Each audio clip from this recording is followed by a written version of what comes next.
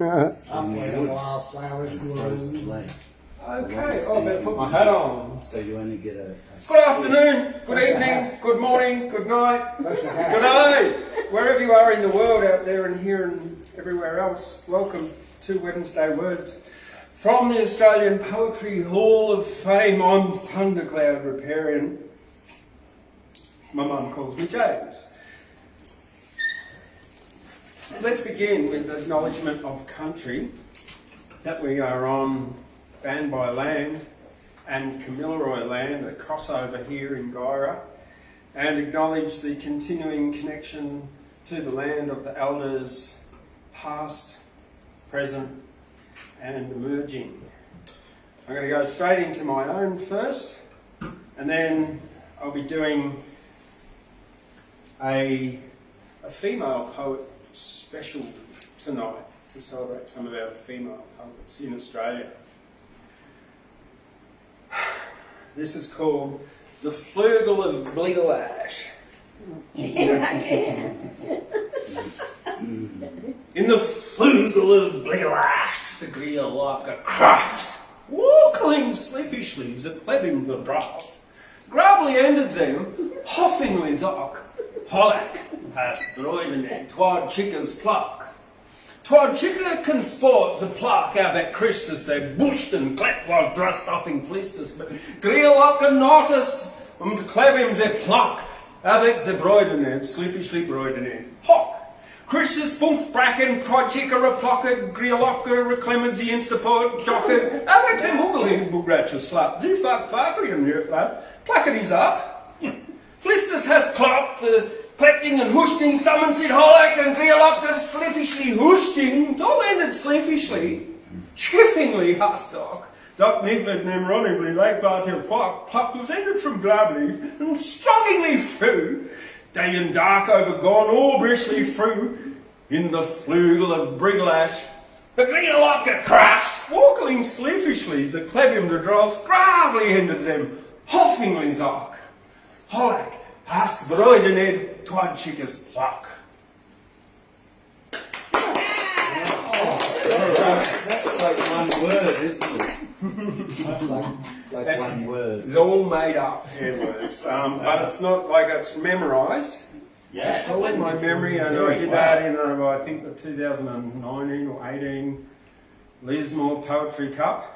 Didn't win it, but it certainly blew all the poets' heads off. Do it again. Oh, another night. Another night. Oh, yeah. Maybe do it another night. Do it twice. Yeah. I could definitely. Yeah, I've already done it once tonight when Rob was here earlier, and Doug and Bronwyn. Welcome, everybody. It reminded me of one strand of spaghetti exploding to take up a whole swimming pool. Yes. Inspired by the Jabberwocky. Oh,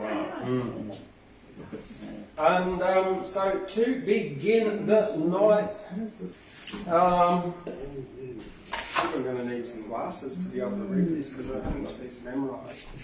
So I'm going to start off with a contemporary Australian poet, Nola Gregory, and song lines. Who's she when she's at home? Well, this is from the creativespirits.info website /Aboriginal culture /art /poem /song lines. Right, downloaded this from. Come with us on a journey through land and sea and time. Follow our dreaming tracks, listen carefully, look for signs. You'll feel them in your spirit as they weave into your soul songlines. Our ancestral story are alive and strong and bold. They created for us the rivers, the trees and all their girth, spreading out our storylines as they walked upon the earth. They are for us a legacy, our connection to our land. They're seen through our existence as we walk upon ochre and sand. So listen very carefully now as you walk upon our land. Let it seep into your spirit as we take you by the hand. We'll lead you to our dreaming and sing you songs of old, as through dance and art recorded our ancestral stories told. For 60,000 years it's been our heart, our spirit, our song, something for us to be proud of. It's our existence, it's where we belong. We follow in the footsteps of our ancestral beings. We follow along our song lines and our journey to our dreaming.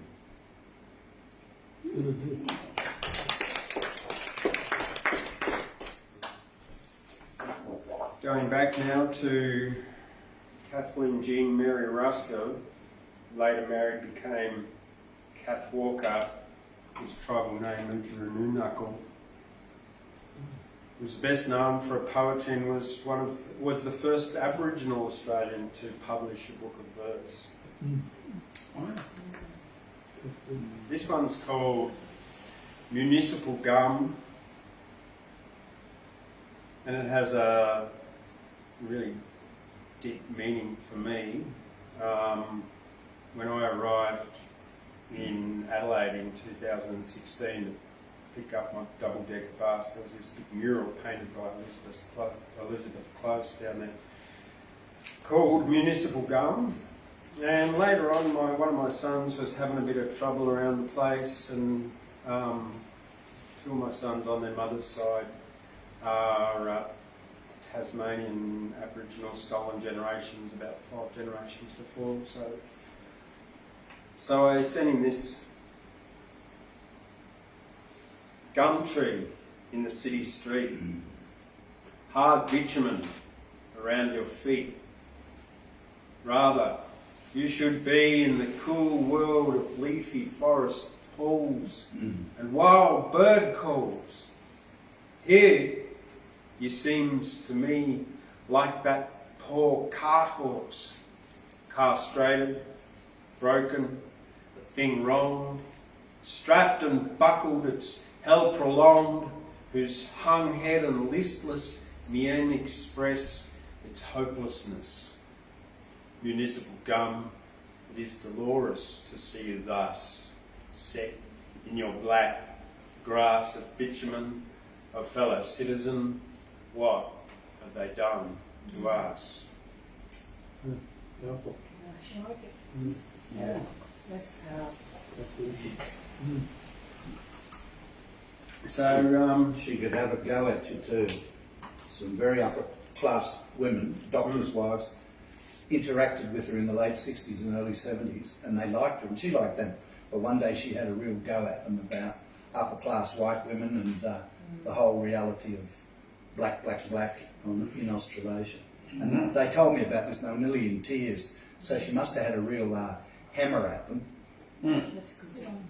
So they're heading backwards in time, or one of her contemporaries, Judith Wright, and one of Judith Wright's most well-known poems, I guess, South of My Days. Judith Wright was well known as an environmental and also an Indigenous First Nations rights activist. South of my day's circle, part of my blood's country, rises that tableland, high, delicate outline of bony slopes, wincing under the winter. Low trees, blue-leaved and olive outcropping granite, clean, lean, hungry country. The creek's leaf silenced, willow choked, the slope of a tangle of medlar and crabapple branching over and under, blotched with green lichen, and the old cottage lurches in for shelter. Oh, cold the black frost night, the walls draw into the warmth and the old roof cracks its joints, the slung kettle hisses a leak on the fire. Hardly to be believed that summer will turn up again. Someday, in a wave of rambler roses, thrust its hot face in here to yell another yarn. A story old Dan can spin into a blanket against the winter. 70 years of stories he clutches round his bones. 70 years are hived in him like old honey.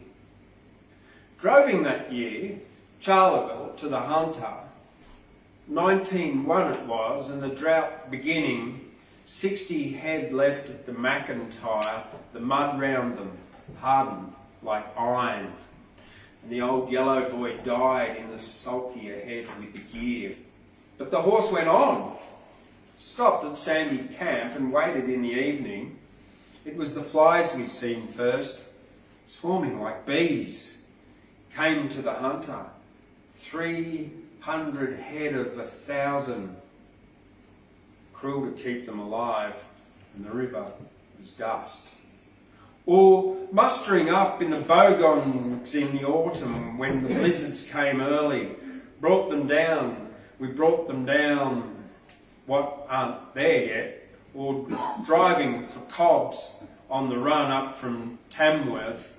Thunderbolt at the top of Hungry Hill, and I give him a wink. I wouldn't wait too long, Fred, not if I was you.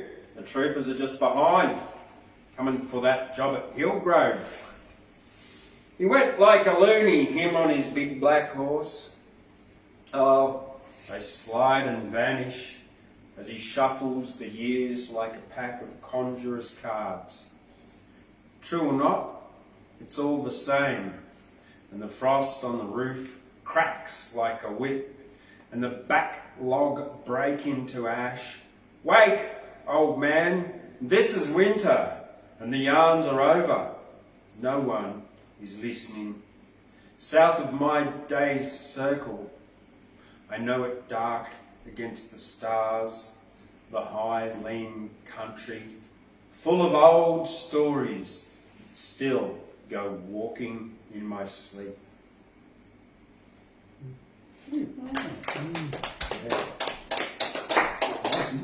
Where did Judith write live?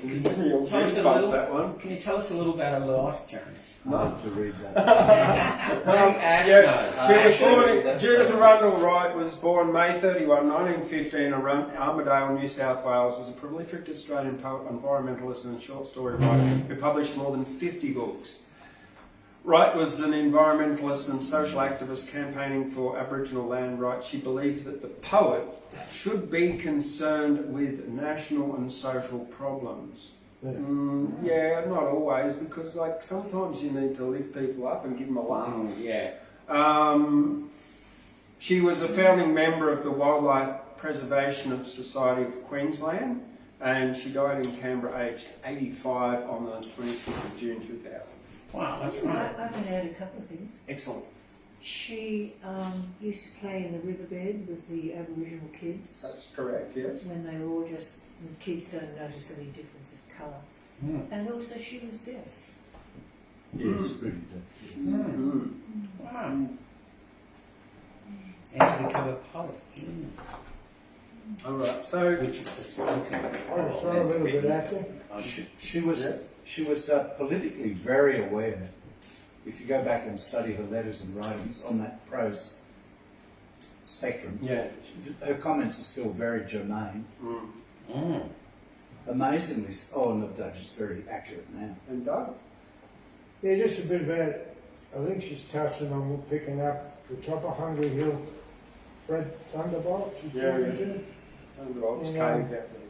You know, we used to live down the coast, and we did that road many times up from Gloucester up the hill. And Aboriginal friends down there told me Barry Siren's mum were one of the stolen mob, and her family used to live at Copenhurst, which is just above Gloucester, at the bottom of the big hill. Well, she called it Hungry Hill. Mm. But where the road is now, that was Corner Thunderbolt's track. He'd come up with table lands and plunder a bit, and he'd go back down the hill and let this mob near Gloucester, and they'd have fresh horses for him. He had an Aboriginal girlfriend. That's right. So Thunderbolt's going back down the hill, they'd meet him, give him fresh horses, and he'd possibly go back up. But they had a connection with Thunderbolt through the Aboriginal part of their family. Okay. My Aboriginal classroom aid officer was a descendant of Yes. Thunderbolt, Yeah.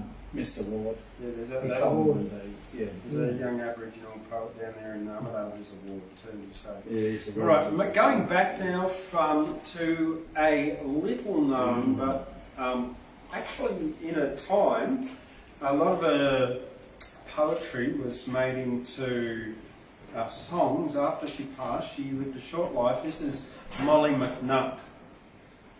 She was born Mary Shaw and became a teacher at Hillgrove Public School, and shortly afterwards was appointed teacher at West Armidale Infants Public School, and then she resigned from teaching to marry Andrew Mcnut, who was teaching at Uralla.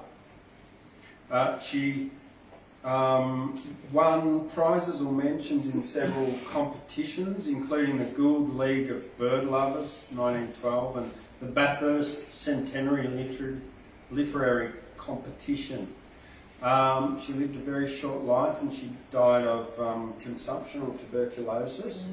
She was born 23rd of March 1885 and passed on the 26th of February 1990. And the reason I know about it because Jane Lally, who's just written and published a book on her life from Armidale, came up here just last weekend and told me about it. So I've done a little bit of research on it and I can't wait to get Jane Lally's book in here. So this is The Quarrel by Molly Mcnut, and her book was called Songs of the Bushland, by the way. The Quarrel. Two little maidens fell out one day, angrily turned from each other's way. Such little friends they had been, you see. Soon they were sorry as they could be. Neither was really to own the blame. Daily the trouble still worse became. School lessons suffered, and so one day two little girls were debarred from play. Someone who came to the schoolroom door smiled as if pleased at the sight she saw, ripples of gold mixed with curls of brown, two little heads on a desk laid down. Tiptoed away with a radiant face, leaving them happy in their disgrace.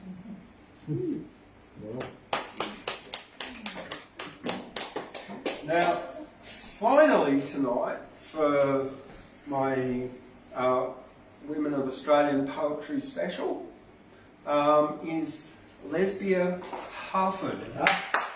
Bravo! I knew you'd know her. She was a commie. Nearly all poets. No, nearly all good poets know her.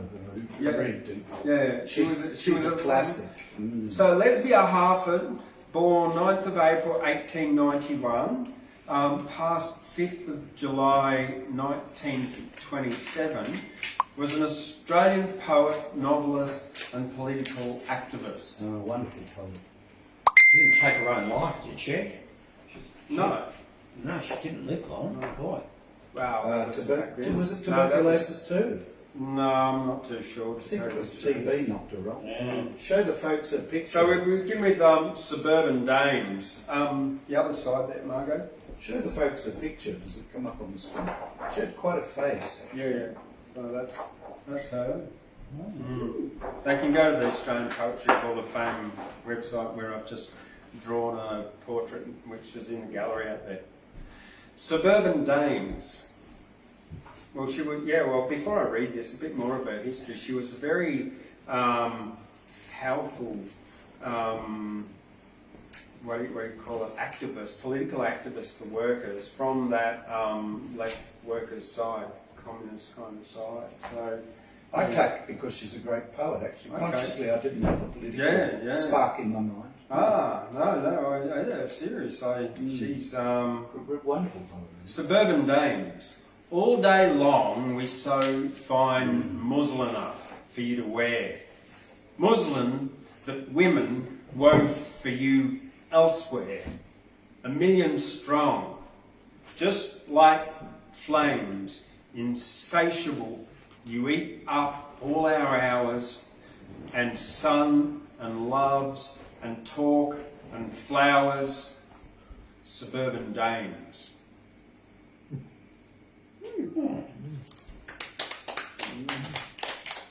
And the next one, the folk I love.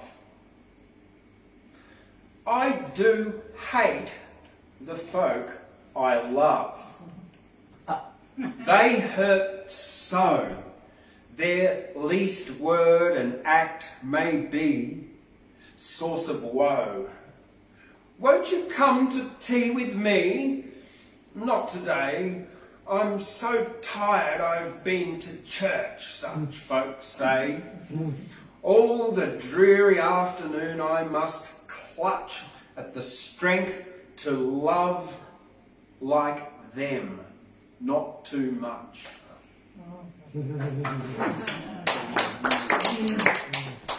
Yeah, and that's it. So for my poetry of tonight, Mark, I would like to invite you on up. Yes, please, James. Thank you. I forget the details, but evidently Lesbian Harford was a very saintly person. Oh, it comes out in the face. Very saintly.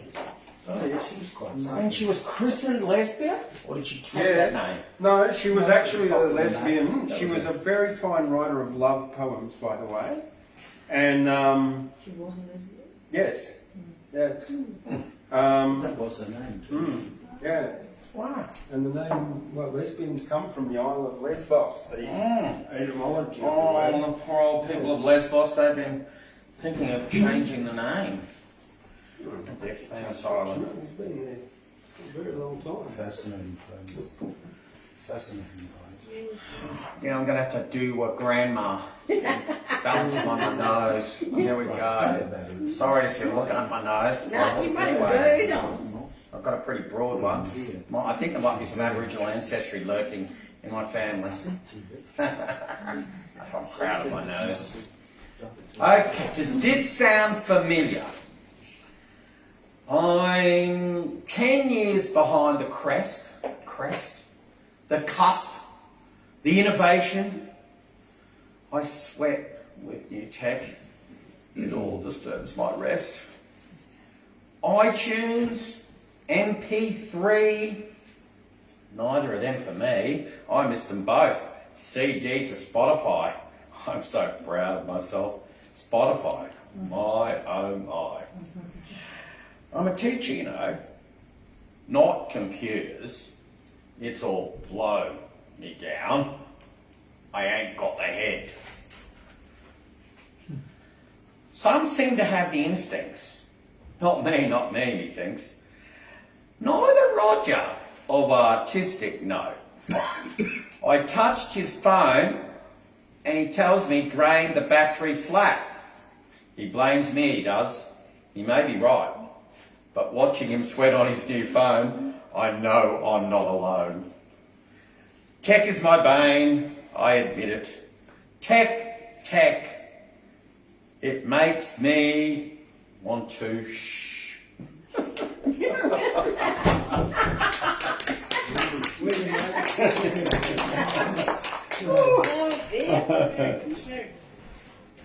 So unlike Estonia, which has 99.8% technological literacy through the whole population. It's only 1.3 million people though. That's right. Australia has one of the highest rates of adult technological illiteracy in the world. Illiteracy, yeah. So something like 43% of people over 50 or 55 can't use technology. And now, so there was all these people out there who had to get help to use their QR codes. Oh, yes. Put them on their phones, and now they've all got smartphones. But you can all learn it. Like my parents are in their 70s and they're quite technological literate. Even though I was the one that used to program the VCR player, they've had to pick it up. Yeah. Did you used to do that? Yeah. All the time. For everyone. Yeah. So, on that note, who would like to come up on next? Who wants to go? Would you like to come up, Yeah, Ashley? yeah, sure. Ashley Albanese. Just for anyone interested, up there, out there, across there, Major General Harry Cheval, who was the head of Light Horse during World War One, he always claimed that as a baby in the backyard behind the fence, Thunderbolt dipped his hat to him and said hello to his to the gardener who was looking after him on horseback down at where the long bridge goes across when you come down off the range from Tenterfield. Tabulum, which is interesting, and there's a lot of debate about whether, but listening to his movements tonight, Thunderbolt's movements, maybe that is so. But he always claimed that as a little baby he'd met Thunderbolt. He was quite a character, General Cheval. Quite a character. Well, here's my farewell for 2021 to Baz of the Baz and John and Ono. I thought when I read this to read this from the great benighted John and Ono that it was an epic utterance. And I was going to write out all the names that appear and give them to everyone so that when I got to the point of the names we could chant them in unison. Anyway, that was going to be my dramatic effect. But on a rainy day, I puffed out of puff. Baz of the Baz and I, John and Ono, dear auditors, are still having alterations too, when you're dealing with the Baz. Though we are fiery feuding, I may tell you this anecdote, which shows the consciousness level of our Baz this Christmas of 21. Perhaps there is hope for our relationship, for your relationship with Baz the Baz too, as I am sketching him to you week after week. For I was walking Beatty Street Mall, not accompanied by the Beatty brothers' ghosts with their beards draggling down to my kneecaps, when Bazza said, "Oh no, you have attended to my thoughts on Armadale Dirigible Association. It is not all hot air, Baz.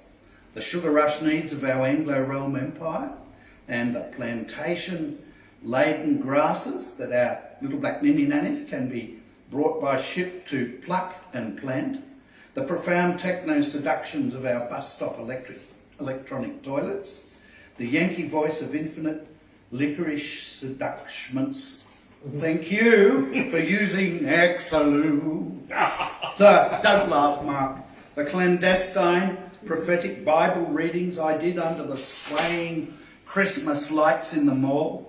Twinkle, twinkle, little star, I'll be put behind the bar. He sang that in all seriousness, you know, and I thought it was a wonderful Christmas version. Twinkle, sparkle also indeed, Baz, I replied. Twinkle, sparkle, hello, hello. In the belly of the whale, John, no, I gave a sermon here, underneath the ancient Greek arches, to Jonah and God, and that rude person passing by in the early hours of the night called out, "Go home, Bazzy, you rat bag," and in the belly of the whale I was. Baz, I replied, have you perhaps called forth Melville's white whale spirit so early evening? A demonic image, not a Christian image, my boy. The passer-by was an academic from the university, lurking in the shadows of the post office, crawling forth retribution upon you. Well, I couldn't restrain myself anymore, and I realised that I was taking the Creator's name in vain, and Basil was getting very agitated. You are out of line to call forth God's words to crawly, wormy Job as blasphemous in any way. Baz of the Baz replied to me. The sojourners of Beatty Street need to hear the admonishment towards the devout. He likes to say devout instead of devout. But anyway, we will shout, devout. But Baz, there is no one to hear your impeachments in the shadowy evening darkness. You were calling out next to the Celtic cross. It was a mockery of the Hellenic culture that we've tried to also put on this street corner over a century and a half. Don't wish to mock the Hellenic courthouse, Basil went on, but at the bus stop crossing to the Westpac office over the way, We need to have our non-materialist, nationalist, romantic bindings clearly set. I thought of a great set of fasces bound together, which could see Bazza the Baz holding in his hand, lit and competing with the electric flashlights of Christmas time. The Lord heareth, John and Nono, the Lord heareth, ha ha ha. We found ourselves before the Japanese cafe once again. We were going up Beatty Street, intoning our thoughts so. Oh no, no, no, we shall sit and partake of the seaweed wrapped small grained rice people's confections. Bazza has a very, I think, exotic way of talking of the Japanese. Baz, you're eating Japanese food. You're sitting down with me now and you're eating Japanese food. You're going through a cultural transformation. Maybe it's coming upon us, upon Armidale, upon you and I in our mateship and comradeship, Baz. Baz, I'm hungry. Baz and I hove to into our tucker. A journey from grain to grain, isn't it? And then Baz continued, get more carbs for water used from potato, John and Ono. Do you know that Chinese have turned to the potato? Because, as I said, it's economical to use that water to get that crop for fueling the digestive systems of Central Asia. Asia is moving towards the potato, and he intoned this with great fervour.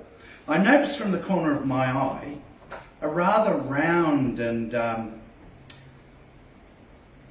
blurry eye on occasion that Mrs. Prosser, Baz's landlady, was seated behind us as we were having our rice wrapped in seaweed.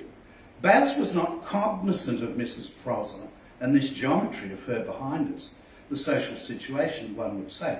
I could see Mrs. Prosser was taking an interest at Baz, and the Baz, being seated with sushi roll raised high in his left hand, was a thing that Mrs. Prosser was quite focused and obsessed upon. I could see so.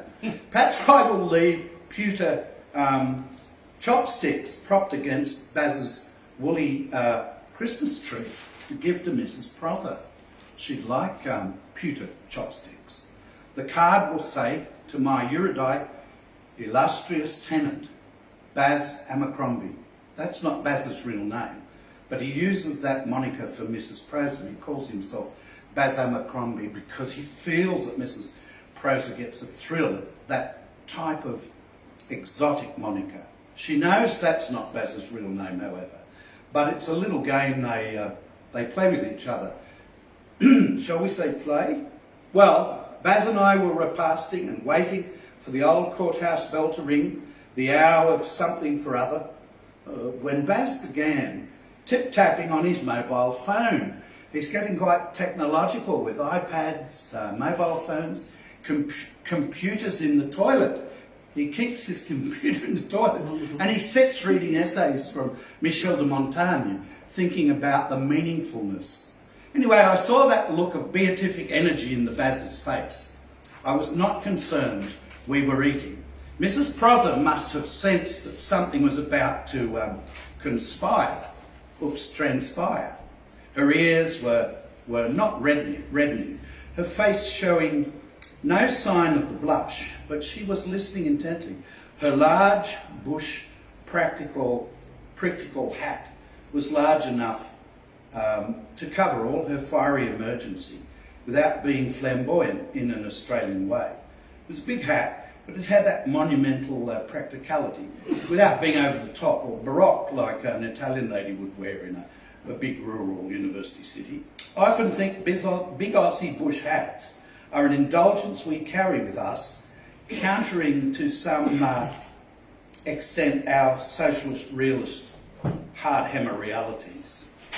So, being here at Australia, the two crossed hammer flags emblazoned on the cross of the Southern Stars, I began to talk to Bazza about imagery and meaning.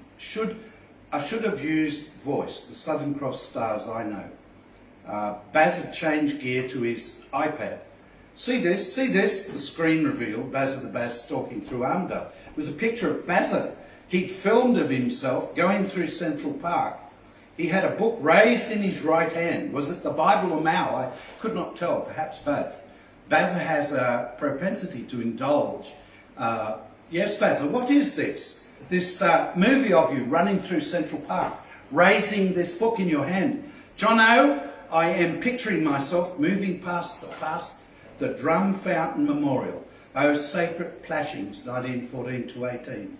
This is me going forth with its new glitter gold stones, partaking, going past them, the memorial circumference, showing our heroic efforts to keep the oil fires burning, our resource wars of heroic energy. For heroic energy, Baz became subdued.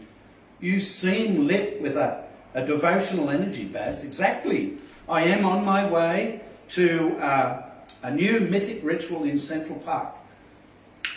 Are you having a seance, Baz of the Baz?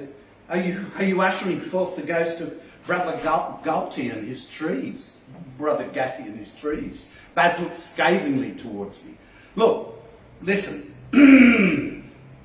John, no. If you have little faith and less perspicacity. I noticed Mrs. Prosser was about to drift off into mid-December hope for spring of an Armadale afternoon, New South Wales. But Baz's next words, she hastily seated herself, adjusting her hat, and asserted the future by gazing into an empty bowl of green tea. Strangely, is it not, the Baz drinks green tea. Baz's words came loud and clear.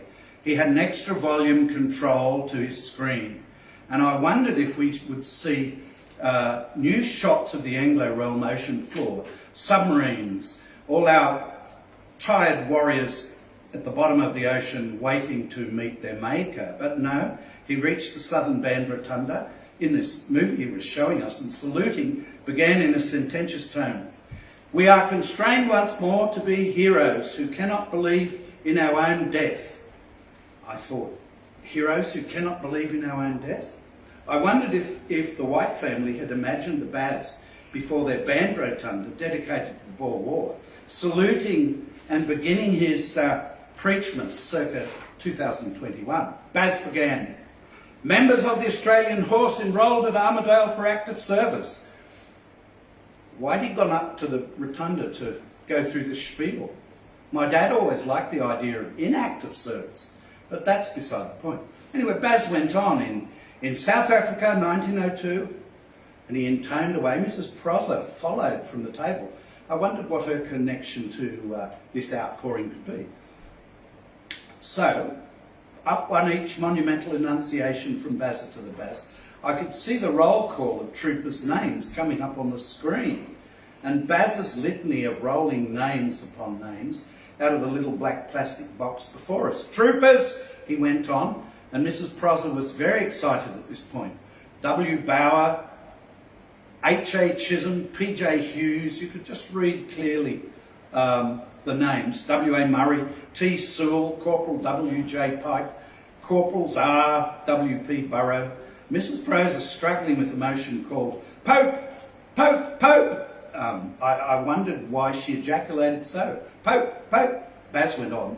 This was as far as I knew. It wasn't a Catholic conjunction of litany. J.C. Brakey, R. Hegarty, still a famous name around town, N. Johnson, H.J. Parry, S.J. Farrell, J. Kennedy, H. Mawson, A.P. Murtagh. What a name. We both were excited when that came up on the screen. And Bazza intoned with great beauty, A.P. Murtagh, H. Goughlin, and Baz looked up from the screen. I salute the citizens' bush contingent, he went on. I had visions of our giddy-up horse saddle boys, our citizen bush contingent, contingently discussing, as it were, the international rules-based order of 1900. I had all this seated next to the empty green tea bowls, looking into Baz's enraptured face. First rule, I presume, was, thou shalt not have Germans with a warm water port at the bottom of Africa. Definitely not advisable, so we'll have a bored and boring war for it. Atlantic and Indian Ocean sides the Germans could travel. We won't take the risk. So Armidale boys went off to block the potential German port at the tip of Africa. Marvellous poetic thought, isn't it? Mrs. Proser was still through all this, but I noticed, I think, she was muttering, "Pope, Pope, are you still going on about this name thing, Mrs. Proser?" I said. "Grandad Pope was incorrectly enlisted as W.T. Pipe," she said. "He was a Pope." "You had better get your facts right," said Proser. "Well, I'm a Pipe, not a Pope." And I went on, "You'll have to inform State Archives of this egregious error." Well, I've always been guilty and aware the wrong name is on the marble memorial plaque. And I've been trying over many years to have it changed to Pope. They will not find in the department money for the re-chiselling of the commemorative glyph. And I can't quite afford, though Bazzy, you may be able to help me with extra rent, to put a new monument into the park. "Is that spelt with an E or not?" I said. Basil went on reciting prayers to these mounted warriors as Mrs. Proser continued. "Age shall not saddle them, nor the years condemn, but in the going down of the..." He looked heroic on that screen, looming up through its compass. "Bazza, who said we are who said we are constrained to be heroes who cannot believe in our own death?" Well, Bazza the Baz looked intently at me. Well, was it the Superman, Nietzsche's Superman? Was it the signalman? Signalman who? Signalman Freud. To whom do you refer? I thought then I would buy those pewter chopsticks and put them under Bazza's name next to Proser's Christmas tree.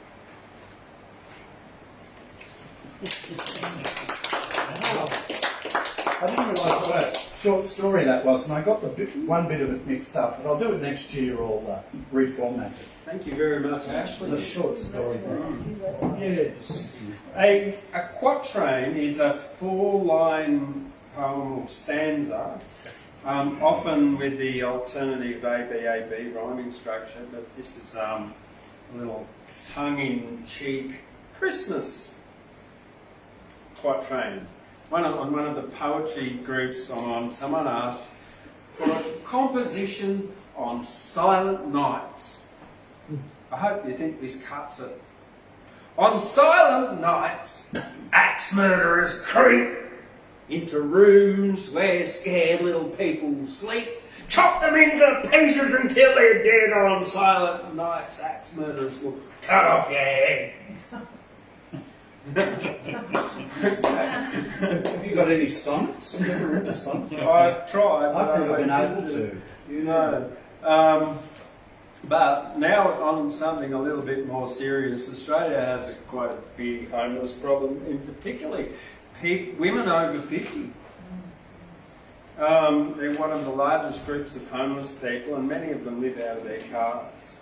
So on this Christmas time, I suppose it's one of those times that we recognise there's going to be a lot of people like that. Yes. I was actually in that situation due to a relationship breakdown very recently. And that's how it often happens. And Mission Australia, who I set up a donation for at the moment, if you want to go to my Facebook and make a donation, because they're very helpful. And yeah, everyone out there in Facebook land and YouTube land, Mission Australia. And 1-800-RESPECT if you just need to call someone. 1-800-RESPECT. Excellent. They'll give you advice on who to turn to. And look up the number of elderly women in London every winter who die of exothermia and get into their 80s and don't bother putting money in the gas meter. Some hundreds. This one's called Tumbleweed. Hundreds. Every week. Her name is Tumbleweed. She blows in and out, dragging feet where holes in shoes, limping through life one lopsided lilt at a time, battered and beaten, leaving scuff marks on orange, dusty, unsealed streets. And the tumbleweeds rolled when was the loss of control. The wind picks up dandelion seeds scattered in the unpredictable breeze. There's anarchy in the tumbling leaves and weeds living on the edge of a precipice. The tumbleweeds roll and get caught up in barbed wire. Homeless, sleeping out in a car, rabble youth throw stones in the night. Is it time to move on? Winds of change blow and she's gone.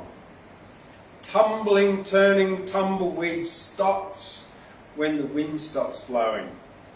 A hairbrush made of fingers drinking water straight from the tap, washing the face and hair, picking at the scabs of abuse. Tumbleweeds rolling here and there, the wind dries wet hair. Small town derision of strangers, Friday night drunks of dangers. Suck in the chemical cracks, smoke combined with the alcohol breath of some old fella, and tumbleweeds keep on rolling, earth keeps spinning, day, night, day, night, day, night. Control is an illusion. Change is the only constant. A victim of being a victim. Tumbleweeds thrive in disturbed soil. Tumbleweeds cause extinctions and wildfires.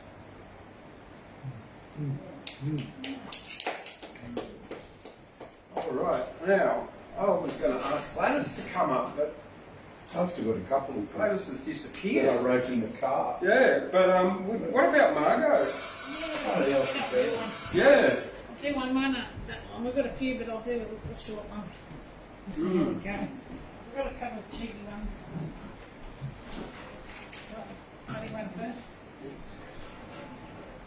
Wait a sec, I'll have one. Oh, no, I should do that one. Alright, I'll do the cranky one first. I'll do a cranky one and then I'll do that end with the happy one. That's kind of a cranky one. Yeah, I wrote this in about 2 minutes flat the other night.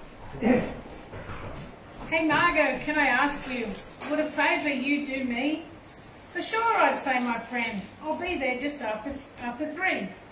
Then off I'd go to help them with whatever they did ask. I'd feel so good for doing their often long and difficult task. But days ahead would come and nights ahead would follow, where I'd ask these so-called friends if they'd help me on the morrow. But instead of welcome hands I'd find or favours I could borrow, all I'd find were busy friends who'd make me feel such sorrow. And for years I'd find myself abandoned in my needs. They'd say, don't be upset, Margot, as I'd take them endless feeds. You're not worthy of our friendship, they'd hint if I would ask. But we're always here for you, they'd say, but never help with any task. Whenever I would find a favour I could ask, a babysitter or cup of tea or tiny little task. I'm busy, they would say, I can't help you on that day. I've got so much to do myself, it's no, what I'll have to say. So disgruntled I became and hardened to the core, until one day no task could I do for these vultures at my door anymore. Alright,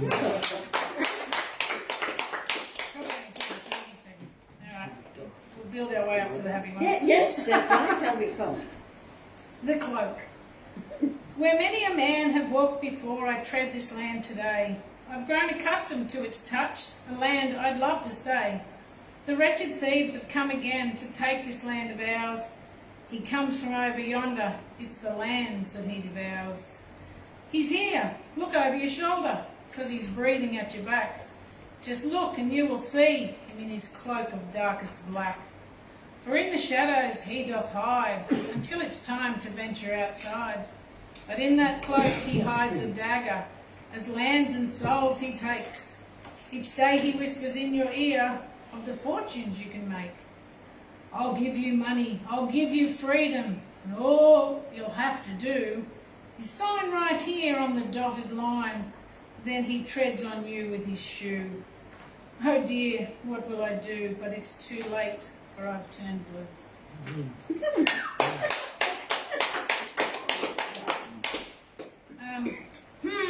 This one's cool. I wonder why cancer has not been cured, or AIDS, or the common cold. Yet here we are believing that we've found our pot of gold. A miracle, a warp speed cure to get us all out of the mud. But like the devil, you'll have to sign this contract with your blood. Beware, I say, be careful what you sign with him today, for he not cares what befalls of you, not now or any day. His promises are wrapped with shiny bits of gold, all glistening like waters on the beaches, you are told. The freedom to fly beyond the clouds he claims for a small price. It's safe and effective and all so nice. It's your duty he entices with words of sugar and spice. You'll even get a shiny prize if you'll do as you're advised. We'll get a bit happier now, we'll get a bit happier. Heroes. Today I saw some heroes sitting in the store. Although they've been there many times, I'd not noticed them before. In front of me I saw an Iron Man and Thor, a Man of Steel and Wonder Woman, and a wizard there for sure. But an untrained eye, well, all they'd see are frontline workers having hot coffee. This might be the last one, I think. Can you read that one again? Sure. Sure. Heroes. Today I saw some heroes sitting in the store. Although they'd been there many times, I'd not noticed them before. In front of me I saw an Iron Man and Thor, a Man of Steel and Wonder Woman, and a wizard there for sure. But an untrained eye, well, all they'd see are frontline workers having hot coffee. I did actually see them, I think that. They were all having coffees. That's a good coffee. one. I like it. The duck. This is my last one. I had a duck whose name was Phineas. We'd often walk together. Side by side we'd walk all day, having no need for a tether. We'd walk in sun and wind, and walk in terrible weather, but never would I let my Phineas get mud upon his feather.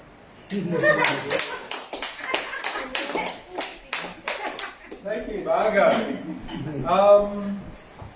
I've got one I wrote this afternoon. So Short, not a long short if story. we go Gladys.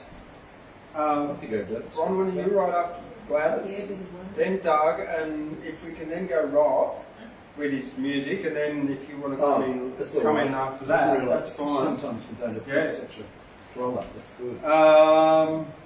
So yeah, just a couple of announcements here. The 14th of January next year, 22, is the Big Hairy Bush Dance Band Lamb and Potato Festival Bush Dance. So that's for all the family, mums, dads, kids. There's a family price of $40 for a family. So drug and alcohol free event. So yeah, 14th of January. Here at the Australian Poetry Hall of Fame in Guyra in the old Arcadia Theatre. Yeah. So, Square dances. And so there's even they've even got a caller and some walk you through the dances before they do it. So it's a proper old-fashioned bush dance. We did one of them about 40 years ago. Yeah, well you can get the tickets there online from Eventbrite, and if you go to the Australian Poetry Hall of Fame webpage at australianpoetryhalloffame.com.au and let's click on the events link, you'll find the event there. As well as I'm also a Get Connected mentor, and if you need anyone out there or here needs adult help with their things, I can do 15-minute sessions to help them out there. You have to wear riding boots. Hey? You have to wear riding boots. No. You can come in bare feet if you want. Yeah. It's not boot scooting. It's bush dancing. Yeah. So Gladys Wilson, come on up. Hey. Yes, I did. Take more than 5 minutes to bring these up there. Well, look, you've learnt to be a good poet. You didn't take 5 minutes. While you're finding that, if I ran the circus, there would be less fools riding on monkeys and playing with their tools. But of course there would be a lot more clowns making people laugh and curing their frowns. If I ran the circus, every life would be great. Everyone would love and hug without any hate. There would be no derision on any of my freaks, and we'd run shows in each town for a couple of weeks. If I ran the circus, there'd be no monkeys in cages. People would leave happy and smiling for ages. But it's not my circus and it's not my show, and there aren't any monkeys, so soon I'll go. I'll make my own circus and it will be funny, cost more for the wealthy and free for those with no money. I'll be the ringleader and you'll see the trapeze with music and laughter and you'll go home with ease. If I ran the circus, there'd be poetry too, with subliminal messages to motivate you. Kangaroos, elephants and monkeys on chairs, dinosaurs, dodos and also drop polar bears. Gladys Wilson, come on up. Stand there. I've got enough stuff in my bag to learn this blues thing. You're late on the taxi rank tonight, Gladys. You're late on the taxi rank tonight. I may, yeah, that's right. Well, good evening, everyone. Welcome to the Australian Poetry Hall of Fame. It's good to be back in here tonight, and it's lovely to see all you people in here. Anyhow, I've just bought the shearing shed in tonight. But then, well, I haven't bought the shed in, but I bought the poetry in. That's better. Right, the shearing shed. This shearing shed once proudly stood out here among the pines, surrounded by weeping willows and the evergreen creeping vines. Now the shimmering glow of the moonlight shines brightly all around as the wind blows through this weathered old shed with a haunting sound. The shearers, drovers, rouseabouts and cook still share those wonderful memories of how things used to look. But many travel far and wide to shear in this shed, their precious flock of merino, all 2,000 head. As time turns back the pages, history will unfold, like sheep once shorn here with fleeces just like gold. No more the rattle of rafters as clipping shears are still, and the tally board that's left discarded and forever will. Now the creaking floorboards that shearers no longer tread spells the end of an era for this old shearing shed. That runs good, thank you, mate. I'll just take that in there, put all my goodies in there. Now get Jane back up there again. Yeah. Get somebody up here. This was made by the guy. This was made actually by me at the Gyra Head Shed. Yeah. But I didn't do the turning. It's an old mirror stand. I made this bit and fixed that and this bit. And It'll be in a museum one day and your ghost will walk up to it next to the crowd and say, well, it shouldn't be in a museum. No. Got a big grey beard on that ghost. Well, look, this is just my second time facing this whole challenge, and it's becoming clear to me that I should have more Australiana in what I'm offering. No, don't whatever worry. you want. Don't worry. There's lots of rules here, mate. Lots of rules. Okay. Well, I've always been drawn to the Persian poets, the poet saints, and all that visionary stuff. So that's and tonight I want to share with you two verses from Omar Khayyam. I don't know how many of you have heard of him, a Persian poet.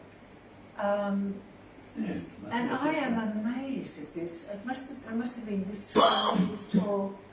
My parents were sheep grazers, and I don't remember them giving us Omar Khayyam.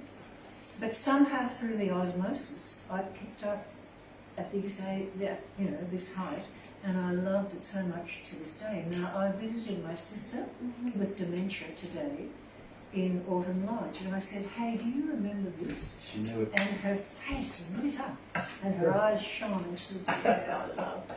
and she remembered it, a bit of it too. Well, And I just want to say something about it. I'm going to read it once and see if you notice something that you think that's a bit obscure, and then I'll explain. So this is Omar Khayyam. He says, awake, for morning in the bowl of night has flung the stone that puts the stars to flight. And lo, the hunter of the east has caught the Sultan's turret in a noose of light. Now what I wonder is, can you get that? The hunter from the east is the sun. The hunter from the east is the sun, rising in the morning, and he's caught the Sultan's turret in a noose of light. Isn't that gorgeous? So, awake, for morning in the bowl of night has flung the stone that puts the stars to flight. And lo, the hunter of the east has caught the Sultan's turret in a noose of light. And just one more. I have to close my eyes to listen to that one. Oh, beautiful. I loved yours too.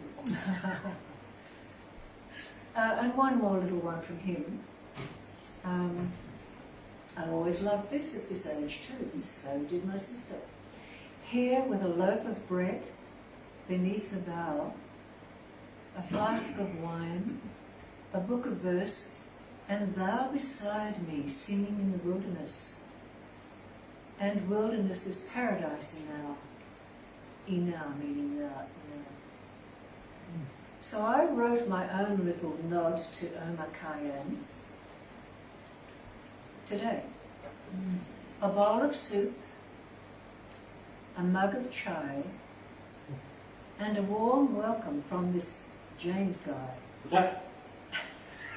All this lifts our spirits high. All this lifts our spirits high, and it's true. You've brought joy to Gaia, James, and we look forward to Wednesday night. So, yeah, that was just a nod to you. I love the way you wrote it.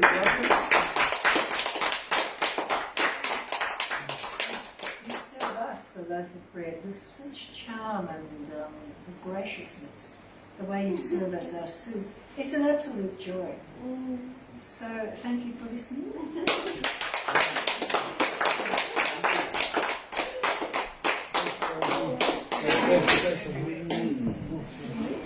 Is Dougie next? He will be. Yeah, I just have a on that note about Persian poets, and I know the Kurds are not exactly Persian, but they're from that similar area. They're busy telling us they're not Persians. Well, whatever. That's a relevant point. I had the fortune back in, it would have been around about 2012-13, to teach English to one of the most famous Kurdish poets in the world, who lives in Australia now, in Brisbane, Nabil Gurdistan. Now, I can't read you any of his things because it's all written in strokes and something that I don't understand. But, one of the most amazing guy, was persecuted, one, for being Kurdish, but also because of his homosexuality. So, anyway, it is what it is. And to Bronwyn, thank you very much for your kind words. And you touched on something that's really quite important to me, is the joy. The joy, the service, and if there's a theory of spirituality, we have a group of emotions that are sort of negative, anger, fear, hatred, pride, lust, shame, guilt. And then we have a group of emotions which are above this heart chakra, so you're understanding, courage, valiance, humility, bliss, peace, and of course joy. Yes, joy. And so bringing the joy is really important to me. So even that Silent Night axe murderer one, I sort of tried to make it as funny as possible, even though it's quite a dark kind of topic. Yeah. So on that, I'd like to welcome on up Doug. The person you joins joy. James. Joins joy. Shall we put an S on it? Joins joy. James is joy. Yeah. It's like I've got to be polite to that thing over there. Oh, you can say whatever words you want. You can even say the F word. There's some hard acts to follow. It's like last week I stood up for a few minutes and there was some hard acts to follow last week too. Anyway. Yeah, I did a little bit, so. So you just want me to read it, don't you? Not to make a political bloody speech or anything. Read us that. Anyway, the name of this is called Starting. And it's supposed to be a bit silly or a bit light because I come on a bit dark and I spank myself. Negativity's going to kill me still. Anyway, I'm trying to get a sunshine somewhere. And here I go. Starting. I want to write a rhyme, but I ain't got time. I'm real busy thinking. It makes me exhausted. I can't write a word. I'm just memeing and dreaming. Those head miles sort of bring me to my next occasion. Still though, cannot write a poetry line. The bard in me struggles to prove any worth. It's taken a while to get poetry style. My God, I haven't yet started.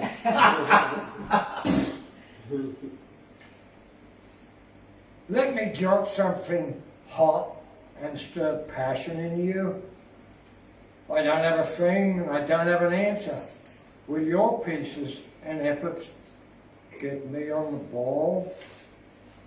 It's this one here. My touchy heart fiddles about, breaks apart so easy. I try to write and I go all queasy. Phew! I don't know. It's my subject, my topic. A few words are coming.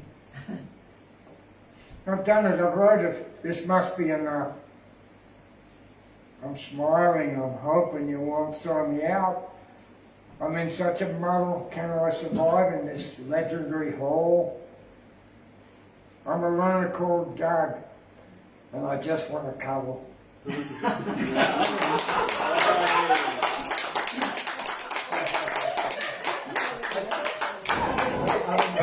think we'll have to get Doug the Samuel Beckett Viral Return Prize. Yeah, for sure. Yeah. I'm going to invite Rob on up now, and while you're getting ready, there's a chair over here for you there, Rob. Probably don't need this, eh? No, I don't need it. Got my own one. It's been pretty good.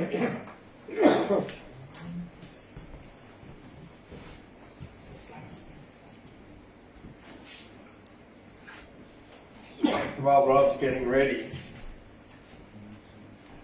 Life is fantastic.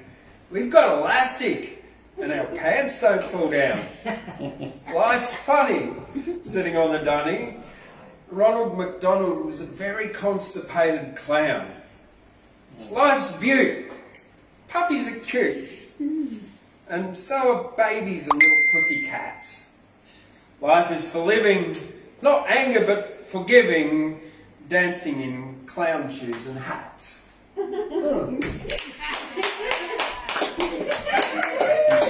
Wow.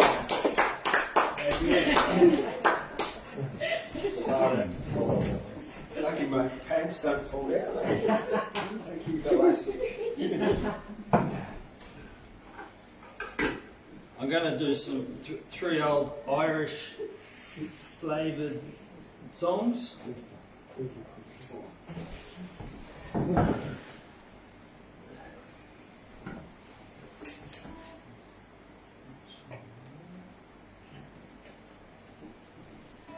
You're next, actually. So, you've got some. Yeah, I'll do this one I wrote related to here this afternoon. That's very sad. It's beautiful and sad. What a pity she. Did you say TB took her out? Yes. Molly Mcnut. Another 30 years and penicillin would have saved her, I think. Yeah, another 30 years and penicillin would have saved her. Thanks to Howard Florey.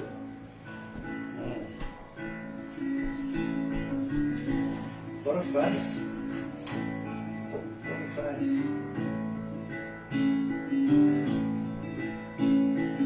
Hello, the moonlight, the shine is beginning. Close by the window, your eyes are spinning. Bent over the fire, her blind grandmother sitting. Is crooning and moaning and drowsily knitting.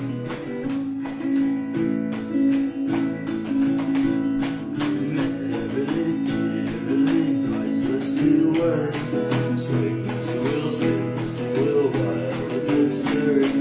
Sprightly and lightly and merrily ringing, trills the sweet voice of the young maiden singing.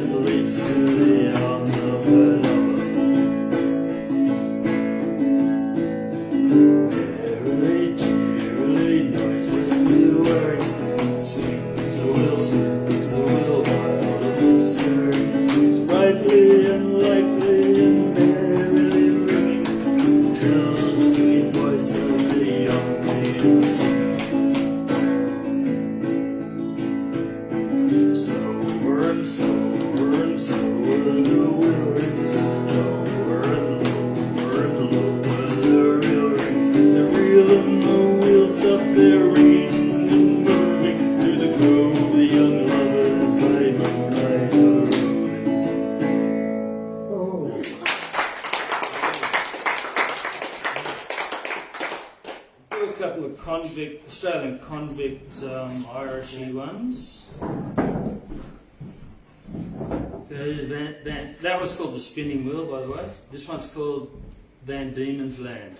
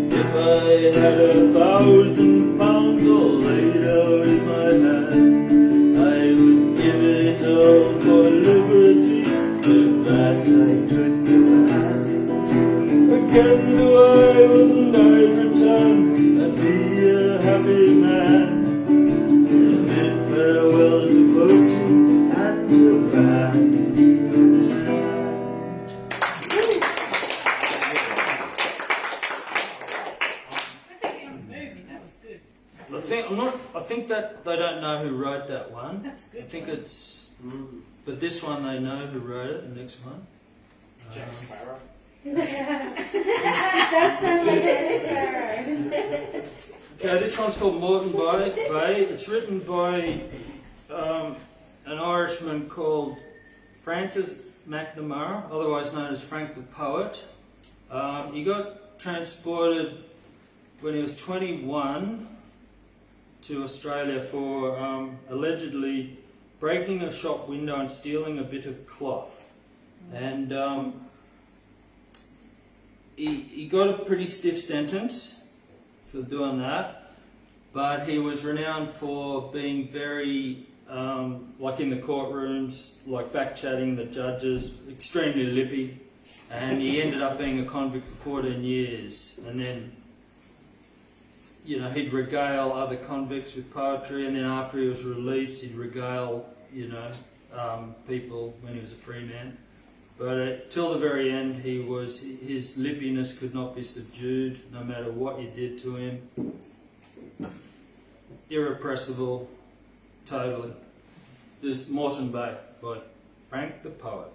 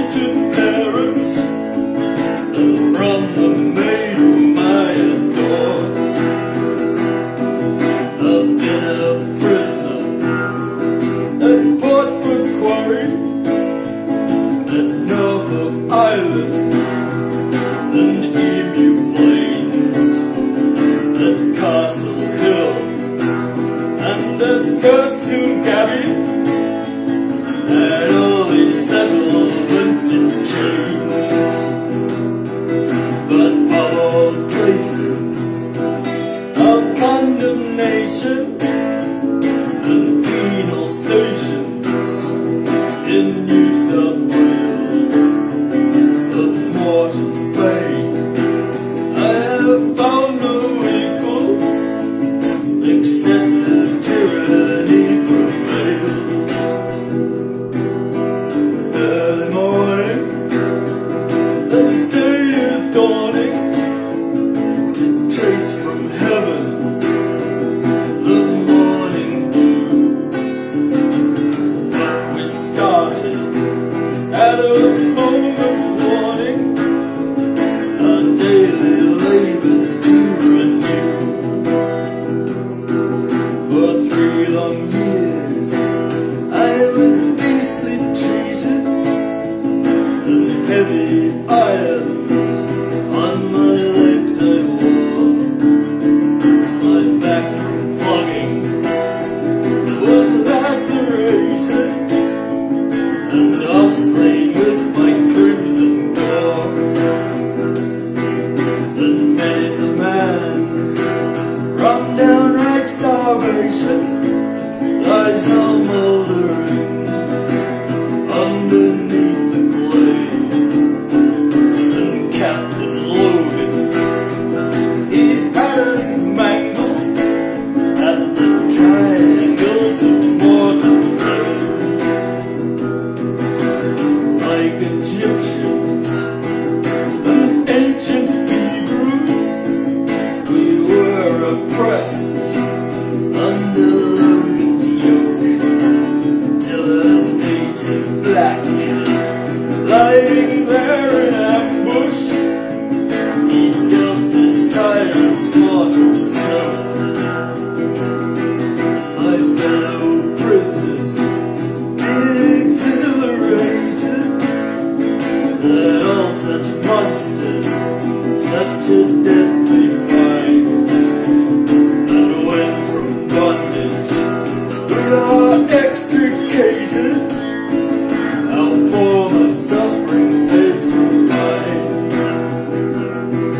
One Sunday morning, as I went walking by Brisbane waters, I chanced to stray under a convent, his faith bewailing, as on the sunny bank he lay.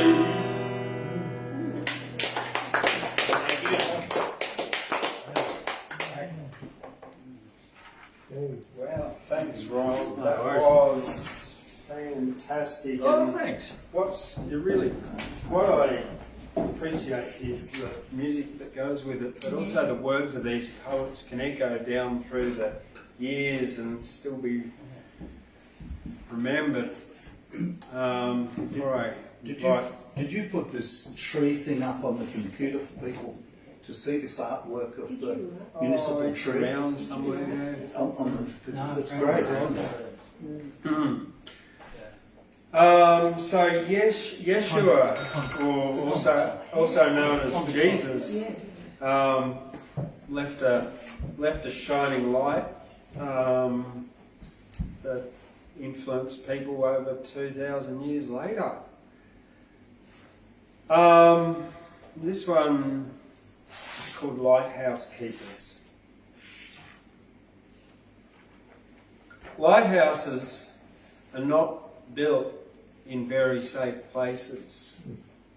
They guide the endangered towards harbours and bases. When seas are rough, they provide a guiding light away from the rocks in the dark of the night. Lighthouses stand on the rocks all alone. In dangerous conditions, lighthouses are home to lighthouse keepers who flash light bright, guiding captains and crew in the dark of the night. Lighthouses stand strong in storms, are resilient. Waves crash over them, but their light shines brilliant, guiding ships in the night to places all right, shining their guiding light from a lofty height.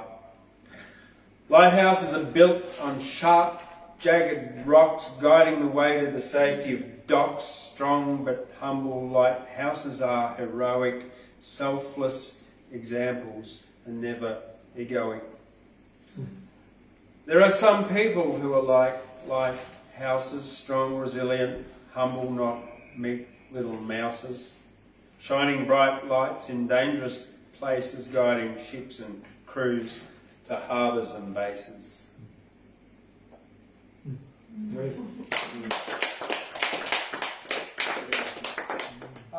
Ashley.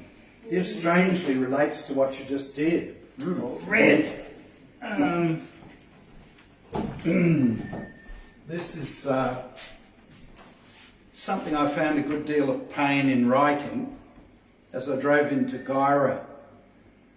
I saw this billboard, so I call this Gyra Christmas billboard 2021. And I'm a person who stands in the 70th year of my age, who actually knew officials in the German propaganda industry who pumped all that stuff out. And as older people, did they regret it? Anyway, Gyra Christmas billboard 2021. In an office at a screen, the someone traced out in black on a gold background, freedom, freedom, freedom, 3 great chantic blasts on a billboard. Trippers on the granite will see below actualizations. Up their eyeballs, telling them eyeballs are to be upped. A moment of thralldom as we chariot above the granite. Freedom, freedom, freedom, buoyed up, table legs holding our altar of ego slogan. We can never trust Labour, Liberal or Greens again. And passers-by, escaping the rounds of failure and frustration, embrace the new blast, the chance offered. We can never trust again. Again, through the pain to the flame, to be part of the renew, cosmic reset, tapping new conquered oil wells, desert swells, where the cosmic we becomes oi, oi, oi, oil, oil, oil, Aussie, Aussie, Aussie, come on, we, an appeal to tribal pride. Can you rise to the challenge? Freedom, freedom, freedom. And as the tank down to zero comes, we recall epic turnings, vistas out there, hands off the wheel. In the office, at a screen, the someone at a screen.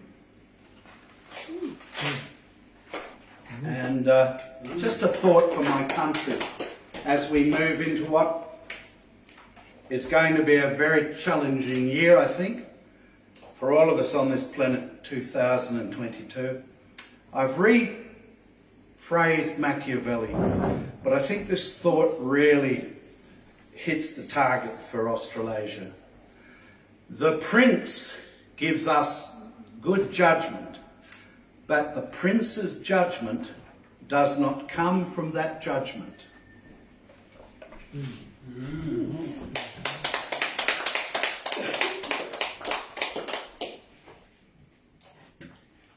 Today, the 22nd, is the solstice.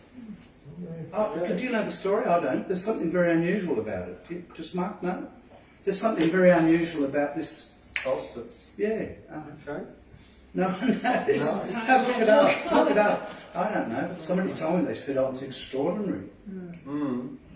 I keep getting double numbers all day. You know, in the... Like solar 11:11s, stuff, 11:33s, like 4:44s. I think I read something a while ago about it. So this one's dedicated. It's a portal. They're like times of change, generally. For me, yeah, I think it was the day I found my double-decker bus online, which, you know, ultimately led me to being here in Gyro. Anyway, this is one about overcoming fear. Because there's been too much of it. Yeah. It's easy to be scared of something that you don't understand. Fear is a response to things overwhelming and grand. The cure to fear is not flight, but to understand and learn. Fear is a sign that a lesson needs to be earned. When suddenly arises something that makes your tummy hurt, pause, take a deep breath and go on an inner search, because answers you'll find with a curious attitude. With understanding comes valiance, courage and gratitude. Fear leads to anger, which is a loss of self-control. Thank you for that line, Susan. Fear causing those in fear to dig themselves into a hole.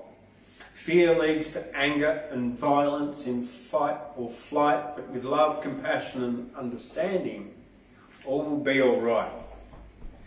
When you understand another, then you have no xenophobia, as aliens come in peace and they don't want to probe you.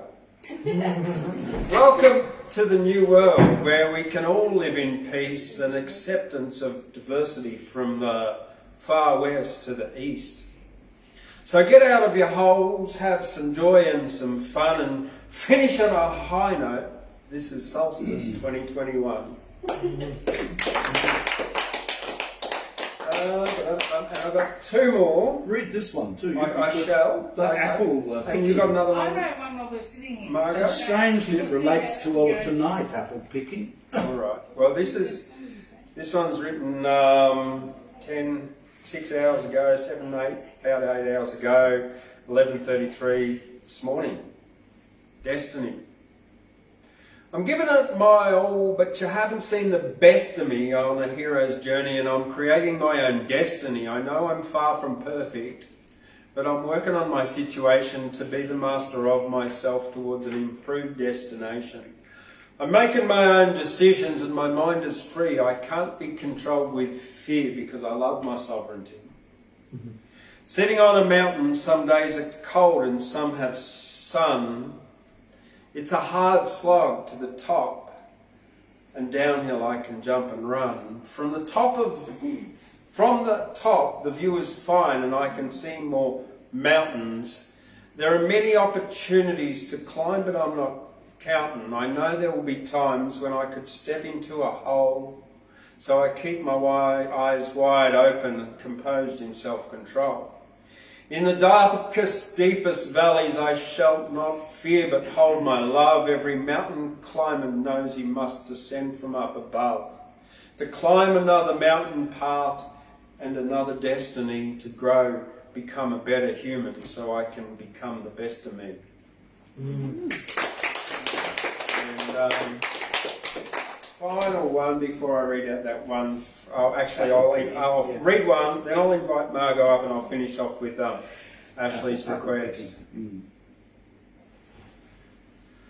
Often wake up in the middle of the night, 3:33, and I look at the clock. Oh, here I go. And sometimes I try to go back to sleep, but there'll be words in my head, so I'll get up and I'll write. This was on the full moon a couple of nights ago. I did it the same night as you. Okay. Just It's the 3:33 wake up thing. Full moon night and my ears ring, sit up in bed and I begin to think, reach for a glass and I have a drink, grab my phone and begin to write here in my bed in the moonlit night. Monday now, in the dark morning, the sun is still 2 hours from dawning, meditations come in from above. Live your life with unconditional love. Always ensure you care for yourself, enlightened selflessness, compassion for self.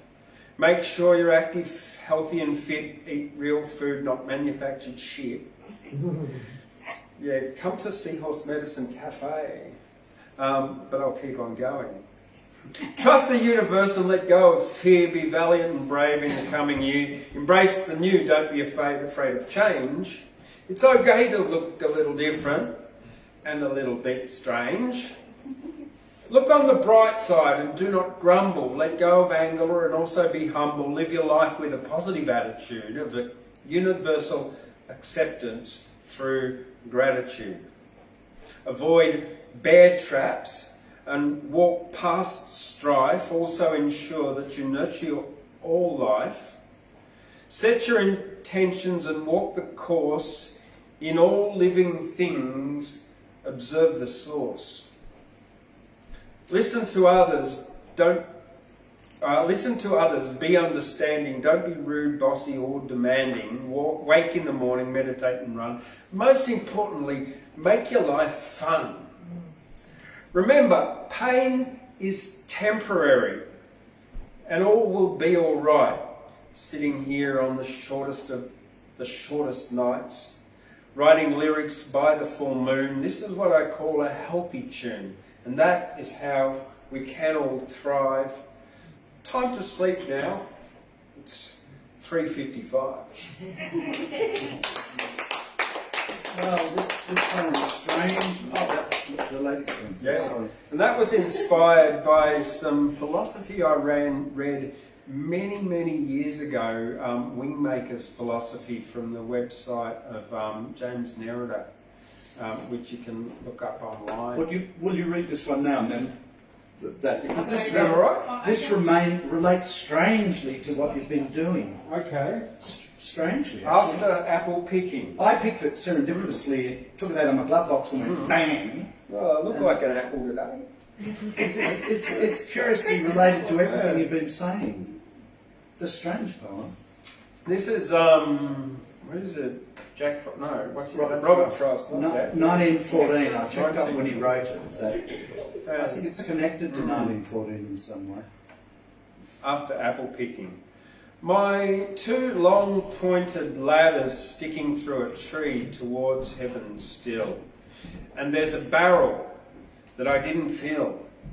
Beside it, there may be 2 or 3 apples I didn't pick upon some bough, but I'm done with apple picking now. The essence of winter sleep is on the night. The scent of apples I am drowsing off. I cannot rub the strangeness from my sight. I got from looking through a pane of glass I skimmed this morning from the drinking trough, and held against the world of hoary grass. It melted, and I let it fall and break. But I was well upon my way to sleep before it fell, and I could tell what form my dreaming was about to take. Magnified apples appear and disappear, stem end and blossom end, and every fleck of russet showing clear, most instep arch, not only keeps the ache, it keeps the pressure of a ladder round. I feel the ladder sway as the boughs bend, and I keep hearing from the cellar bin the rumbling sound of a load on load of apples coming in, for I have had too much of apple picking. I am overtired of the great harvest I myself desired. There were 10,000 fruit to touch, cherish in hand, lift down and not let fall. For all that struck the earth, no matter if not bruised or spiked with stubble, went surely to the cider apple heap, as of no worth. One can see what will trouble this sleep of mine, whatever sleep it is. Were he not gone, the woodchuck would say whether it's like his long sleep, as I describe its coming on, or just some human sleep. Gosh, that's such a fun. And this this used to be a scene of the cider industry. A lot of cider on this tableland. Up here around Gyro. Yeah, the whole tableland. Okay. That around Walker. Margot, come on out. I wrote something about the cider. The cider competitions the families used to have. This one was inspired by you and you and you and you and you and you. And us. Just come to my head. And I think I've mixed it up a bit, so we'll see how we go. It's only short. Okay. Oh, hang on. Better start a bit. My impatient boss. Silence, all stand! I'd holler out the door. And past me the boss would walk. You'd hear a pin drop on the floor. Good morning, Your Honour. Good day to you. I've got some things to say. Well, make it quick, Constable. I haven't got all day. His brows would bend, his gaze would fall on every frightened face. No one really wanted to be sitting in this place. Hurry, please, Constable. I do not like to wait. No, that was the other one. Yes, surely, sir. I really do see. Please accept my apology. I've placed my file. I know it's here somewhere. As the magistrate rubbed his head and dandruff fell from his hair. We've all been there. Interesting. So, we're going to finish off with. You just showed me a book. The troll. What was it? The troll was kind of. Look, can I just read that? So the Three Billy Goats draft. Where was he? The troll was huge and hairy. He had eyes like pies and a nose as long as a pole. He was a bit scary, but he did have a mum. Yeah. And so here we go. If I can, we've got to find it because I just disappeared from it. There once was a troll who lived in a hole who could eat a whole little baby foal. He went looking for a horse at the race course, and it was so big that he had to force the horse in his tummy, but it tasted yummy, wasn't a dummy, and he shared it with his mummy. So there you go. There is a hole. Read that other one, the one before that again, just recite it. Which one was The that? short one just before that one. That I read from there. No, the one you read about mummy. The first one about he did have a mummy. I'm curious to hear that. No, that's from. This is that's from another writing. Three Billy Goats graph. I thought it was you. No. It's got your The troll was texture. huge and hairy. He had eyes like pies and a nose as long as a pole. He was a bit scary, but he did have a mum. I thought that was you. No. Your texture Could be something that I could write, yeah, for sure. I'm going to finish off with one of my favourites, one which I no, it's a bit kiddish, but I don't care. I wrote this for my son, Luca Julius. That's his second name, Julius. So it's about a flying giraffe. You've probably all heard it a few times, but not all of you have. So, and people out there won't have, perhaps. Julius Giraffe was often found trying to lift himself up off the ground because Julius Giraffe had this dream of flying and he never gave up hope or gave up trying. Julius Giraffe wanted to fly, so he plotted, planned, calculated and applied, but no matter how much he flapped his legs around, Julius Giraffe never got off the ground.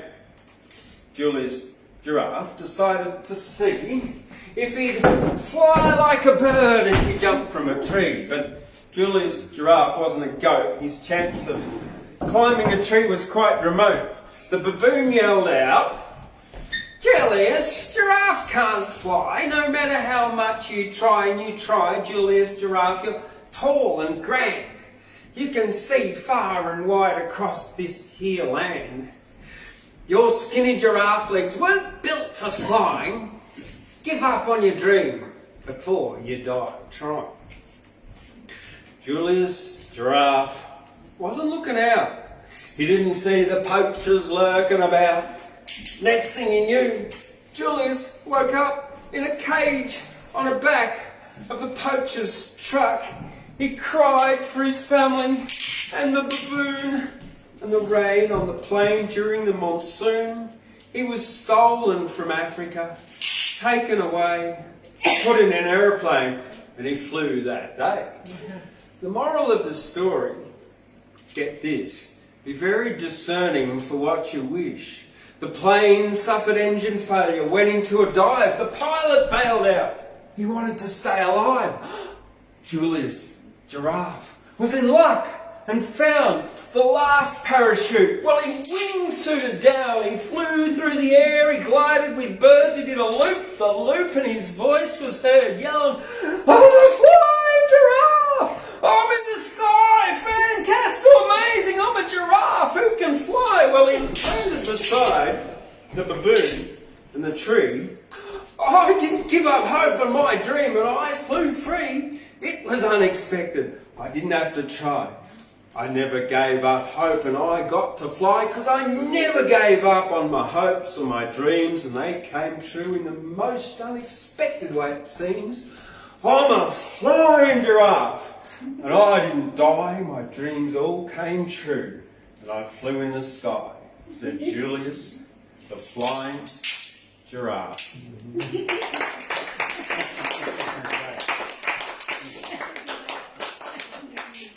Thank you very much, everybody. You can catch up on the Facebook page of Australian Poetry Hall of Fame, and also in a few hours I'll have this uploaded to the YouTube channel of the Australian Poetry Hall of Fame as well, and you can watch yourselves and revisit anything that you missed.